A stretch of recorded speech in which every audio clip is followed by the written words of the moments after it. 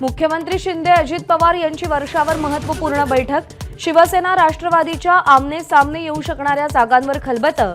लाडकी बहीण योजनेच्या अहवालावरही चर्चा।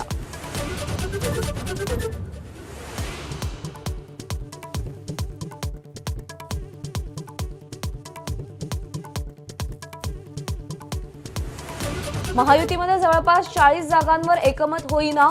वाद असलेल्या 40 जागांची यादी एबीपी माझाच्या हाती। सामोपचाराने तोडगा काढण्याचे प्रयत्न।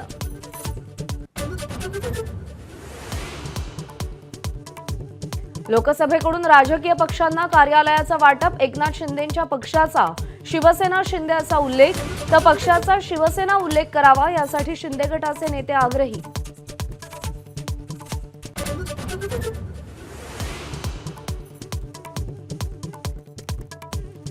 लोकसभा सचिवालयाकडून कार्यालयाचं वाटप करताना शरद पवारांच्या पक्षाचा एनसीपी म्हणूनच उल्लेख। संख्याबळाअभावी अजित पवारांच्या पक्षाला कार्यालय नाही।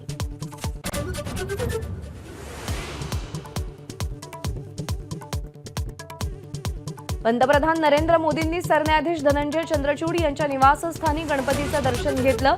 मोदींनी बाप्पाची आरतीही केली। खासदार राऊतांची टीका।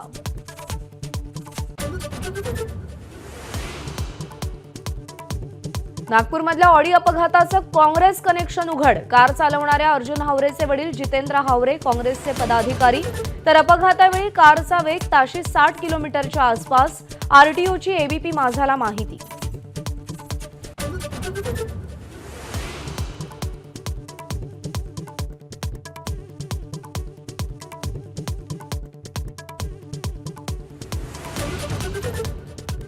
सत्तर वर्षांवरील सर्व ज्येष्ठांना आयुष्मान भारत योजना लागू होणार। 6 कोटी ज्येष्ठ नागरिकांना फायदा होणार।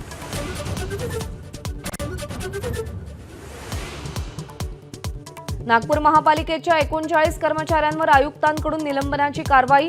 कामात हयगय केल्याचा ठपका। आयुक्तांच्या स्वच्छता पाहणी दौऱ्यामध्ये गैरहजर होते।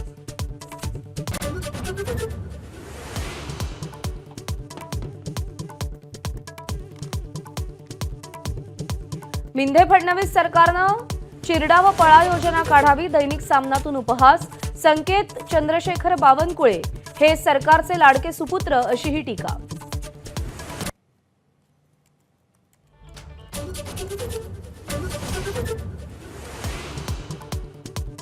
पुढच्या महिन्यामध्ये एसटीच्या ताफ्यामध्ये 100 नव्या बसेस येणार। अंतिम चाचणी पूर्ण। नोव्हेंबरमध्ये आणखी 300 नव्या लालपरी।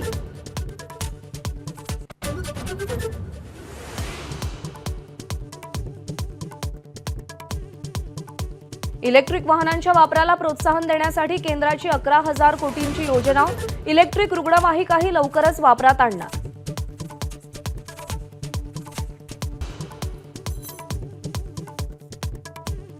डोळ्यांचा चष्मा उतरवण्याचा दावा करणाऱ्या आय ड्रॉप्सवर भारत सरकारची बंदी। चुकीचा प्रचार केल्याचं कारण देत कारवाई।